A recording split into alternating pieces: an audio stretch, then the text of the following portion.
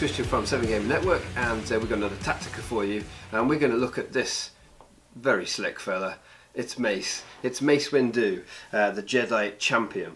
So we're going to talk about his die size. We're going to talk about things like his health, his action, his points value, decks he can fit into, and some useful cards to play with him, and stuff that you might find useful in playing against him.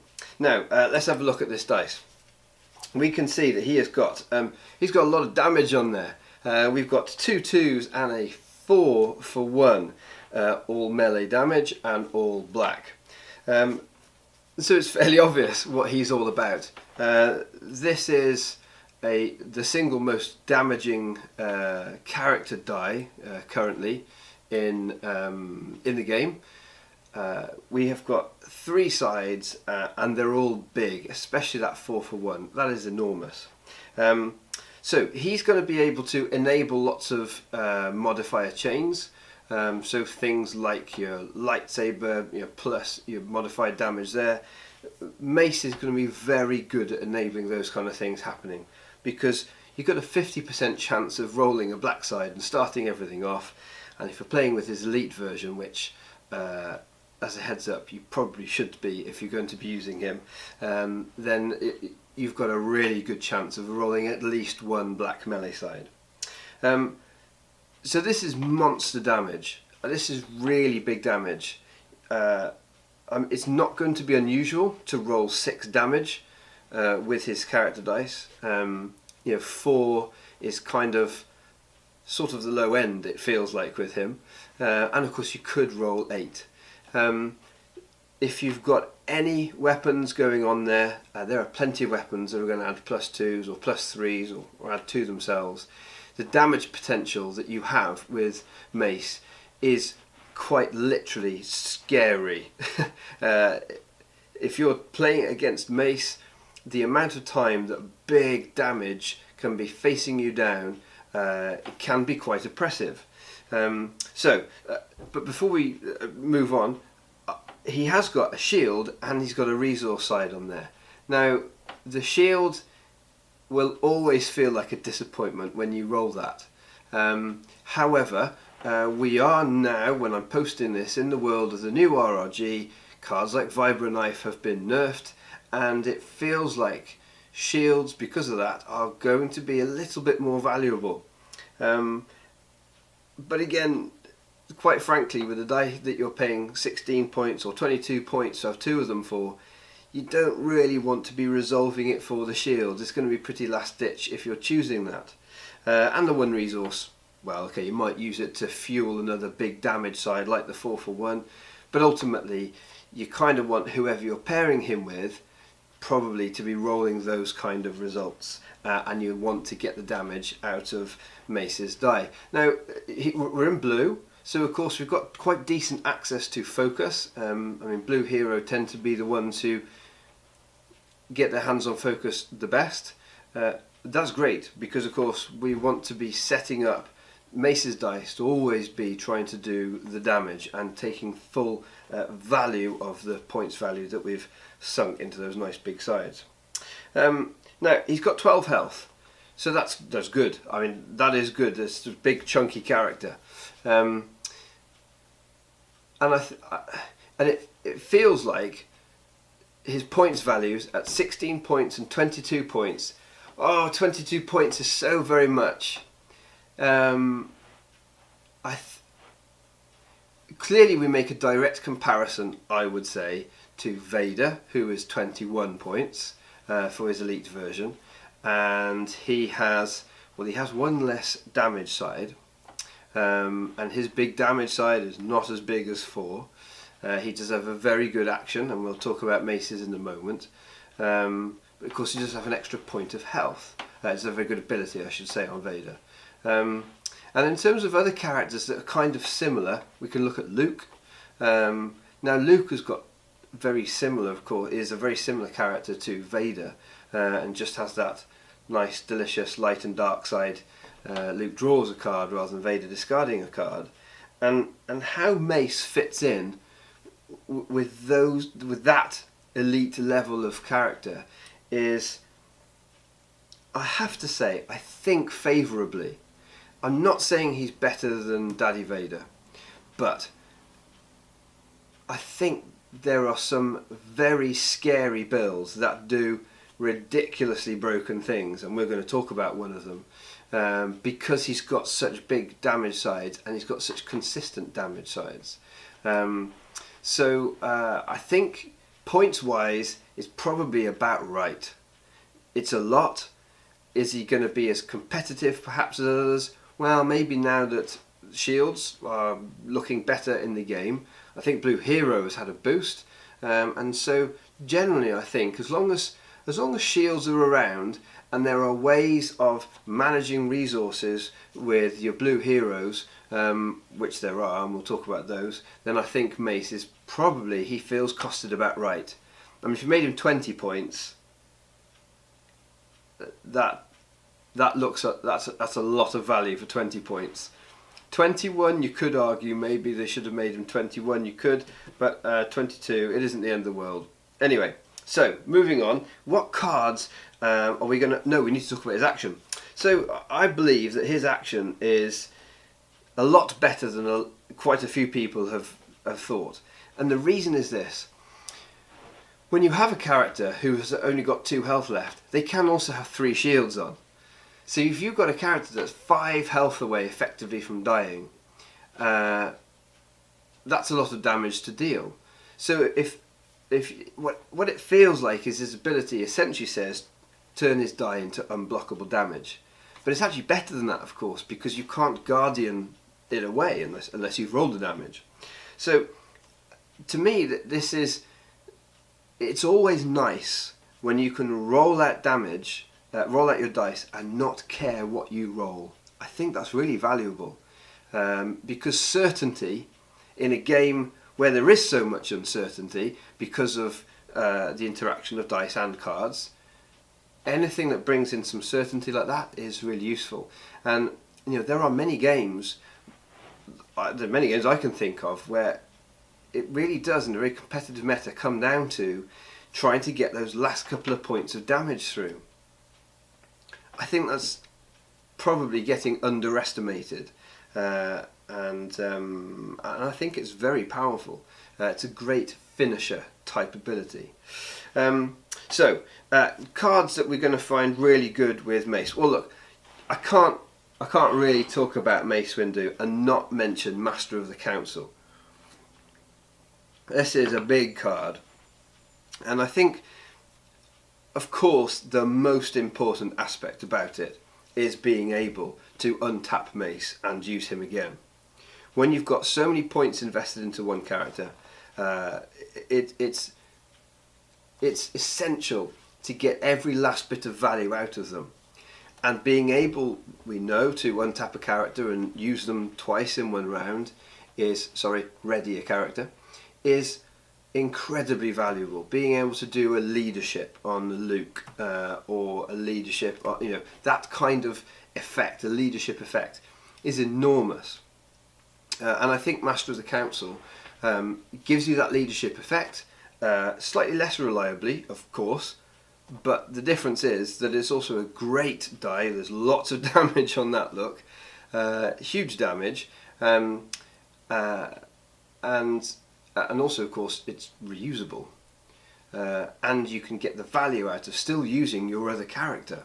So there is a lot to be said for it, but it is expensive. The cool thing about playing Blue Hero now is there are lots and lots of ways of getting your upgrades out much more cheaply. So Destiny is the big one. Destiny is beautiful in this in a Blue Hero deck at the moment. There are so many good upgrades that we want to be playing on Blue Hero that Destiny is really strong. If you combine that with cards like Reaping the Crystal, It Binds All Things, getting expensive stuff out like Master of the Council, it used to feel like getting a 4-cost upgrade out. It was just a bit pie in the sky. I think in Blue Hero, with that kind of suite available, much more realistic. Now, when you've got characters that are so big and so important, and we need to get the best value out of them, I'd recommend looking at cards for playing with Mace, things like Endurance. I mean, Endurance is probably going to become a staple in many decks that have that one really important character, where you have a Vader, a Luke, a Emperor, you know, a character that the whole deck is hinging around being able to get all of their resolution of dice done. Endurance is going to be in there. I also mention Defiance, because Defiance can be a brilliant way to keep a character like Mace alive. It's a powerful, just simply because he's got a 4 side on there. I mean, it's big, and even the 2s, you're giving Blue Hero a nice little field medic essentially, and the fact that it could be 4, that's really big. I feel like in decks where you've just got to keep a character alive, a card like Defiance might be a cheeky little shout in there that people don't often expect, and can be a huge swing if you can heal 4 damage off Mace. Now then, in terms of decks, I think my favourite build that I've seen Mace used in up to now is simply Mace, Elite and Padawan. Now the reason Padawan is so good in a build with Mace is what we want to do is we want to get Mace tanked up. We want to get him using lightsabers poking out of every orifice so that he just becomes a ball of death. And if we can get lightsabers into our team for cheaper, brilliant. That's exactly what the Padawan's going to do. And if we're using things like it binds all things and the like, we can get out very cheap upgrades onto our Padawan, and then the brilliant card Bestow in this instance, we can switch it straight onto Mace, which also then helps us to get a cheap lightsaber in, use it for a round, bestow it across, use it for an activation, bestow it across onto Mace. Mace could maybe use it, and then next turn we overwrite into our Master of the Council. I mean, that's a very delicious way for it to work out for us, but it could work out that way. This deck is able to do really cool, crazy things. Blue Hero has got a lot of tricks up its sleeve, and being able to play a card like I forget the name of it now, but it's the 2-cost event that allows you to resolve a dice without actually removing it. That's really cool when you've got big character dice available to you. It's expensive to use it on Mace because, of course, if you're going to do it on this 4-for-1, that becomes a very expensive play. But using it even on the 2 and turning that into a 4, really big. So that you've got lots of combat tricks available.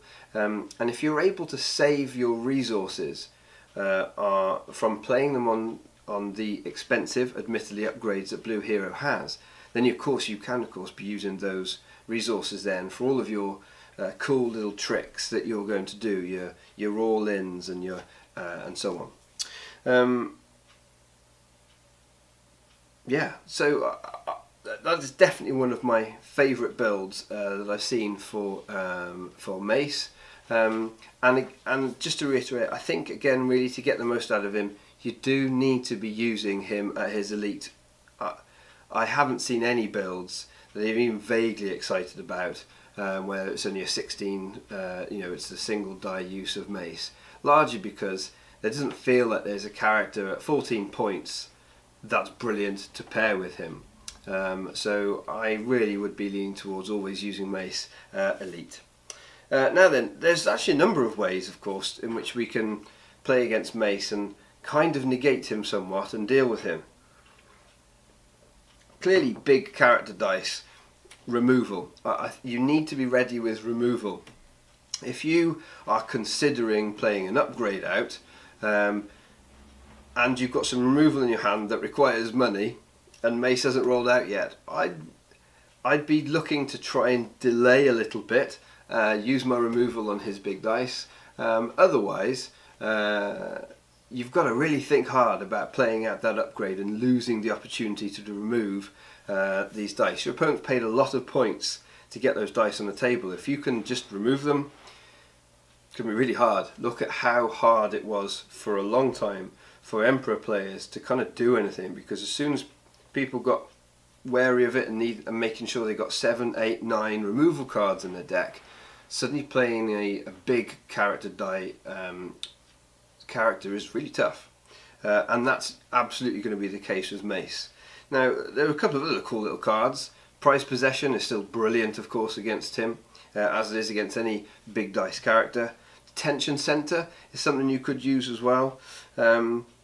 So there are some quite specific cards that I think work really well, and I think in the current meta, as it's just adjusted, we did have those 4 character really powerful damaging deck metas for a little while. Now it's changed. We're looking at bigger characters with less dice on the table, I think, coming up into the new meta. And so Prized Possession, I think, if you're ever having to face characters like Mace Windu a lot, having a Prized Possession in your deck, having Detention Center in your deck can be really very helpful. So that's Mace. I mean, he is a big hitter. He has got some staying power with his 12 hit points, but you really can dish out incredibly powerful big bursts of damage with him if you can keep his dice on the table, and if you can get at least one good upgrade on him. But with characters like Padawan around to support him, I really think Mace he's probably at the moment just off the pace in terms of being a really competitive character and character list, but I think he's going to stay around for quite a while as being a character that's going to push your deck unless you're playing something really very competitive. So I just want to have a little shout out to my friends over at the Knights of Ren podcast. Guys, if you're looking to have something to listen to on the way into work or whatever, on the commute, and you want to just dig into a little bit more competitive Destiny, Knights of Ren podcast is definitely one of my favourites. And if you find yourself with a bit of time to do some reading, swdestiny.com does of course have some fantastic articles on there which will help you with your overall play and your improving of your sort of competitive edge when it comes to Destiny. And if you ever want to get stuck into more of my content, well then of course I've got the Patreon which you can join. Come and join our little community, and then you're going to get access to all the extra, deck lists and insight and analysis and things like that I post up just for the Patreon guys. Anyway, until next time, keep enjoying your Destiny.